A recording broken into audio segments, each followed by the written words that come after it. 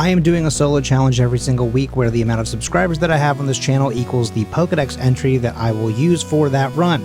That's a new way of how I'm doing this, and I chose to make that change just in time to pick the short straw and get the Pokemon Delibird. Delibird does not have very good stats, and it also starts the game with only one move, which is Present. It also has a base power that fluctuates because of probability, and it can also heal the opponent. So we want to move past this move as fast as possible because we're also very weak to Steel, Fire, Electric, and of course Rock, so we need some type coverage. Luckily, we'll be able to get Mud Slap, which will be the first ground move that we can get here after defeating the first gym. And the second gym is a great example of why you want to move past Present as fast as possible because you can heal and then die.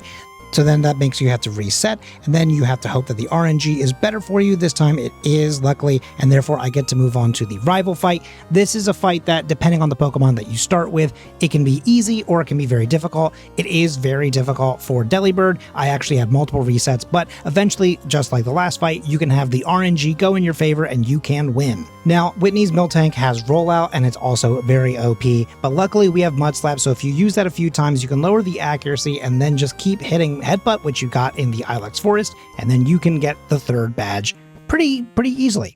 Then I went out of my way to go get the Hidden Power TM, which I was very certain that my math was correct and that it was going to be Ground, which was going to give me the coverage that I needed, but you'll see that it actually ended up being the Dark type. And that is not necessarily going to be great for Jasmine, but it is going to be great for Morty at his gym with all of the ghosts. Now, even without a flying type move, Chuck is still somehow pretty easy, or maybe I just got lucky, I don't know. And then speaking of getting lucky, Price is the same type as me, effectively, so we just had to make our own luck and just brute force our way through that fight.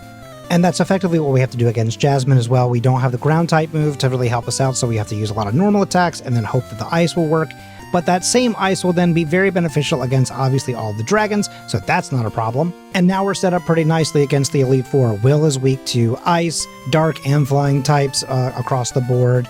And then with the poison types, those are all weak, mostly to either the ice or to the flying moves. Then Bruno is Bruno. Fly will take it down. And then, of course, there's a lot of ghost types, and then, there's a couple dark that we don't have any really big responses for, but that's fine. And then, of course, ice sweeps all the dragons. So there you have it. That is how Delibird becomes a champion. If you subscribe today, you can see the next subscribers equals Pokedex solo challenge run. See you then!